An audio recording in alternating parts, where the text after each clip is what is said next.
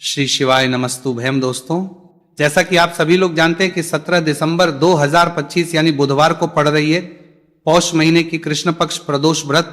और दोस्तों, यह वह तिथि है जो पौष महीने में पड़ने सबसे बड़ी तिथि है, क्योंकि यह पौष महीने में पड़ने वाली है और इसका बहुत ही बड़ा और विशेष महत्व होता है। पूज्य गुरु जी ने कहा है कि अगर कभी भी मौका लग जाए और पौष महीने की प्रदोष व्रत बुधवार को पड़ जाए तो आप लोगों को 7 हरा दूर्वा का उपाय तो अवश्य ही करना चाहिए।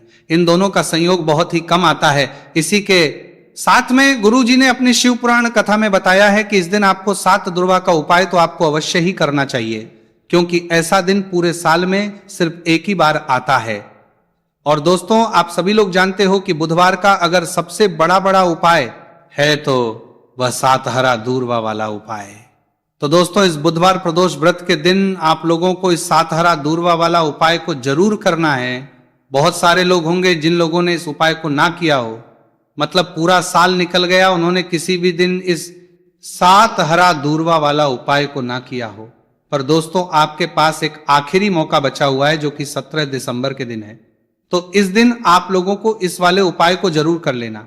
भले ही आपने पूरे महीने भर इस उपाय को ना किया हो, पर अगर आपने इस पौष महीने के बुधवार प्रदोष व्रत के दिन अगर इस वाले उपाय को कर लिया तो आपको इस उपाय को करने का वह फल मिलेगा जिसकी आपने कभी कल्पना भी नहीं करी होगी। इसीलिए आप लोग इस वाले उपाय को एक बार जरूर कर लेना है, ताकि आप लोगों के हाथ से यह मौका ना जा सके और आपको इस उपाय को करने का फल मिल सके।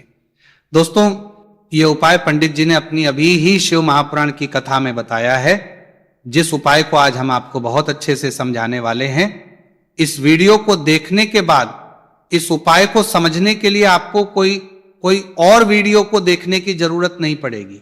तो चलिए दोस्तों, उपाय को शुरू करते हैं। देखिए, यह है इस पौष महीने के बुधवार प्रदोष व्रत के दिन यह इतना खास होता है, इतना महत्वपूर्ण होता है, देखा गया है। कभी कभी बड़े बड़े पूजा पाठ अनुष्ठान से जो मनोकामना पूर्ण नहीं होते, वह पौष महीने के बुधवार प्रदोष व्रत के दिन एक छोटे से उपाय करने से ही आपकी मनोकामना पूर्ण हो जाती है। और बहुत सारे लोगों ने इस उपाय को किया भी है और उनको इस उपाय को करने का फल भी जरूर मिला है। अगर आप लोग भी इस उपाय को करना चाहते हैं तो आप इस उपाय को पहले अच्छे से समझ लेना, सुन लेना, उसके बाद करना। आपको इस उपाय का फल जरूर ही, और इस उपाय को कर लेने से आपके घर में चाहे किसी भी प्रकार की दुख और समस्या क्यों ना चल रही हो, आपको उसका कारण भी नहीं पता है कि भाई ये समस्या किस कारण से चल रही है। उसका कुछ भी कारण हो सकता है, जैसे इसे पितृदोष हो सकता है या किसी भी तरह का मंगल दोष भी हो सकता है। तो इस दिन आप लोगों को यह वाला उपाय कर लेना है। यह एक ऐसा उपाय है जिस उपाय को अगर किसी विशेष दिन पर किया जाए तो भाई उस विशेष दिन का जो है वह तो मिलता ही मिलता है। पर हमने उस दिन पर इस उपाय को किया है तो हमें उससे भी बड़ा फल मिलता है, और फल बहुत जल्दी मिलता है, क्योंकि आप इस उपाय को बहुत ही बड़े और विशेष दिन पर कर रहे हो। तो चलिए अब उपाय के बारे में बात करते हैं, लेकिन उससे पहले आप लोगों को यह जानना आवश्यक है कि आखिर यह उपाय किस समय करना है, किसको करना है और कैसे करना है। तो चलिए हम आगे आपको वीडियो में एक एक करके बता देते हैं। उससे पहले अगर आप लोग हमारे चैनल पर पहली बार हैं तो हमारे चैनल को सब्सक्राइब करना ना भूलें, और अगर आपके पास कोई सवाल है तो आप हमें कमेंट बॉक्स में बता सकते हैं। और अगर आपको हमारा वीडियो पसंद आया है तो आप हमें लाइक और शेयर करना ना भूलें। और अगर आपको हमारे चैनल की जानकारी चाहिए तो आप हमें फॉलो कर सकते हैं। और अगर आपके पास कोई प्रश्न है तो आप हमें कमेंट बॉक्स में बता सकते हैं। पहली बार आए हैं या फिर मेरी आवाज आज पहली बार सुन रहे हैं तो हमारे चैनल को सब्सक्राइब जरूर कर लेना, और इस वीडियो को करके कमेंट बॉक्स में श्री शिवाय नमस्तुभ्यम ओम नमः शिवाय जरूर टाइप कर देना। तो दोस्तों, इस 7 दूर्वा वाला उपाय को हमें इस बुधवार प्रदोष व्रत के दिन कैसे करना है, किसको करना है, किस समय करना है और कहां पर करना है, ये सारे सवालों के जवाब आपको इस वीडियो में मिल जाएंगे। और जो ये वीडियो देखेगा भाई, उसको 7 हरा दूर्वा वाला उपाय जरूर करना चाहिए, क्योंकि इस दिन 7 दूर्वा का भी बहुत ही बड़ा और विशेष महत्व होता है। और जब बात आ जाए हरा दूर्वा की तो ये सोने पर सुहागा वाली बात हो जाती है, और ये एक बहुत ही बड़ा उपाय हो जाता है इस बुधवार प्रदोष व्रत का। तो अब दोस्तों, इस 7 हरा दूर्वा वाला उपाय को आखिर करना किसको है, सबसे पहले हम लोग वो बात जान लेते हैं। तो देखो, घर की जो बड़ी माताएं बहनें होती हैं, उन माताओं बहनों में से कोई भी एक बड़ी माता बहन इस वाले उपाय को कर सकती है। और दोस्तों अगर आप चाहें तो अपने घर में से सभी सदस्यों भी इस उपाय को करवा सकते हैं। अगर किसी व्यक्ति की खुद की कोई मनोकामना है, खुद की कोई दुख और परेशानी है जो कि वह अपने लिए ही करना चाहता है, इस वाले उपाय को तो वह खुद अपने लिए भी कर सकता है। बाकी अगर कोई घर में से ऐसा है जो कि अपने पूरे घर परिवार की सुख और शांति के लिए यह वाला उपाय करना चाहता है, तो भाई वो भी कर सकता है, उसमें भी कोई दिक्कत वाली बात नहीं है। कहने का मतलब यह है कि इस उपाय को हर सदस्य भी कर सकता है और पूरे घर परिवार के सदस्य के लिए घर की बड़ी माताओं बहनों में से कोई एक माता बहन भी कर सकती है। माताएं बहनें अगर घर में उपस्थित ना हो या वो ये वाला उपाय ना कर पा रही हो, तो फिर घर का कोई बड़ा सदस्य भी इस साथरा दूर्वा वाला उपाय को कर सकता है, चाहे फिर वो पुरुष ही क्यों ना हो, उसमें कोई भी दिक्कत वाली बात नहीं है। अब दोस्तों जो अगला प्रश्न निकल कर आता है वह ये आता है इसको लेकर कि आखिर इस उपाय को हमें किस समय करना है, सुबह के समय करना है कि शाम के समय करना है। तो देखो इस वाले उपाय को आप लोग सुबह के समय भी कर सकते हो और शाम के समय प्रदोष काल में भी कर सकते हो। अब अगर आप पूछो कि भाई सबसे उत्तम समय कौन सा रहेगा इस 7 हरा दूर्वा वाला उपाय को करने का, तो हम आपसे बस यही कहेंगे कि इस उपाय को आप सुबह के समय करेंगे तो ज्यादा बेहतर होगा। बाकी अगर प्रदोष काल के समय भी करेंगे तो भी अच्छा होगा, उसमें कोई भी दिक्कत वाली बात नहीं है। तो अब दोस्तों जो अगली सबसे बड़ी और महत्वपूर्ण बात आती है वो ये आती है कि सुबह अगर हम उपाय को करेंगे तो हमें कितने बजे से लेकर कितने बजे तक के बीच में करना है, और शाम के समय प्रदोष काल में करेंगे तो हमें कितने बजे से लेकर कितने बजे के बीच में करना है। तो देखो सुबह जितनी जल्दी हो सके आप उपाय को करने की कोशिश करना। बाकी अगर कारणवश लेट भी हो जाओ, थोड़ी देर भी हो जाए, तो 10 या 11 बजे तक भी आप उपाय कर लेना, पर 12 बजे से ज्यादा देरी ना हो, ठीक है, इस बात का ध्यान रखना। उसके बाद में दोस्तों अगर शाम के समय प्रदोष काल की बात करें, प्रदोष काल का जो समय है होता है वो शाम के 6 बजे से शुरू हो जाता है। मतलब शाम के 6 बजे से लेकर शाम के 6 बजे से रात के 8 बजे के बीच का जो समय होता है, यह समय प्रदोष काल का समय होता है। तो इस उपाय को 7 या 8 बजे के बीच में भी कर सकते हो।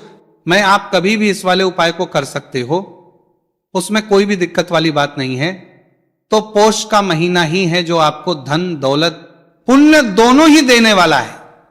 पौष के महीने में तुलसी का पूजन करके श्री हरि विष्णु से जुड़े हुए कुछ उपाय करके आप अपने जीवन की निर्धनता, धन से जुड़ी समस्याएं, कर्जे से जुड़ी समस्याओं को हमेशा के लिए दूर कर सकते हैं। ये वही महीना है जिस माह में भगवान विष्णु योग निद्रा से जागते हैं। भगवान विष्णु को तुलसी अति प्रिय है, इसलिए उनकी पूजा में भी विशेष रूप से हम तुलसी का उपयोग करते हैं। और बिना तुलसी दल के, बिना तुलसी मैया के श्री हरि विष्णु की पूजा और उनका भोग दोनों ही अधूरे होते हैं। इसीलिए पौष के महीने में ऐसा उपाय आपको बताने वाले हैं जिसे करने से श्री हरि विष्णु की असीम कृपा आपको मिलेगी और मां तुलसी से ऐसा आशीर्वाद मिलेगा, जीवन का हर दुख, हर कष्ट, गरीबी, निर्धनता, कर्जे से जुड़ी समस्याएं सब कुछ ही आपके जीवन से दूर हो जाएगा और सुख, समृद्धि, धन, वैभव, ऐश्वर्य सब कुछ आपको अपने जीवन में आसानी से मिलने लगेगा। तो चलिए बात कर लेते हैं कि कौन सा उपाय है, तुलसी के पौधे में कौन सी चीज आपको रखनी है और इस उपाय को किस समय करना है। देखिए सबसे पहले तो आपको बता दें कि अगर आपके घर में तुलसी का पौधा नहीं है तो पौष के महीने में एक तुलसी का पौधा अपने घर में लाकर जरूर लगाएं, क्योंकि पौष के महीने में जो लोग अपने घर में तुलसी जी का पौधा लाकर लगाते हैं, मां तुलसी का पूजन करते हैं, कभी भी मां तुलसी उनके घर में निर्धनता नहीं रुकने देती है। हमेशा उनके घर में धन की वृद्धि होती है, धन की वर्षा होती है। तो जरूर से तुलसी का पौधा आप पौष के महीने में अपने घर जरूर लेकर आए और अच्छे से आपको मां तुलसी का पूजन करना है। मां तुलसी के पौधे की देखभाल करनी है।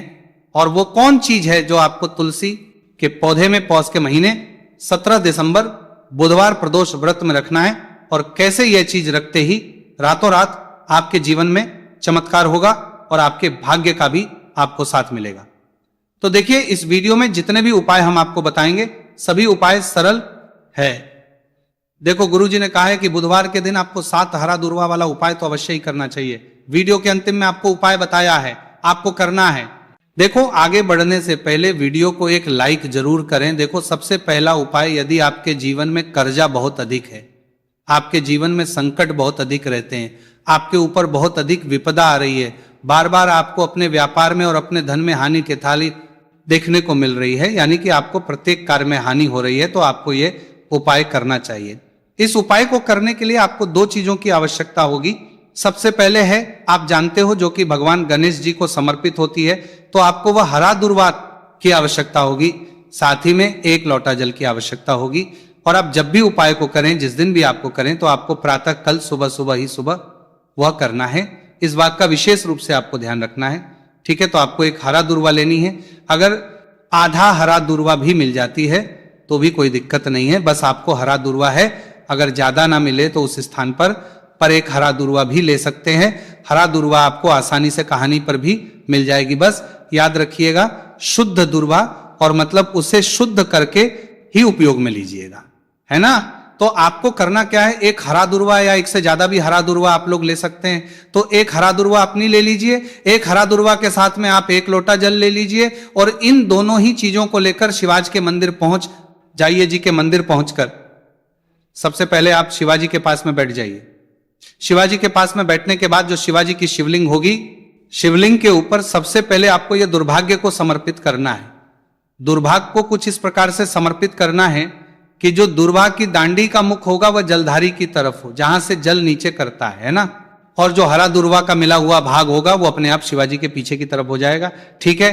तो इस प्रकार से ये हरा दुर्वा का, ये दुर्वा आपको भगवान शिवाजी का शिवलिंग के ऊपर समर्पित करनी है। और जो 1 लोटा जल आप अपने साथ लेकर आए हैं, इसी दूर के ऊपर भगवान शिव जी के शिवलिंग के ऊपर एक धारा से आपको समर्पित कर देना है, ठीक है। अब यहां पर देखने बात यह है कि ये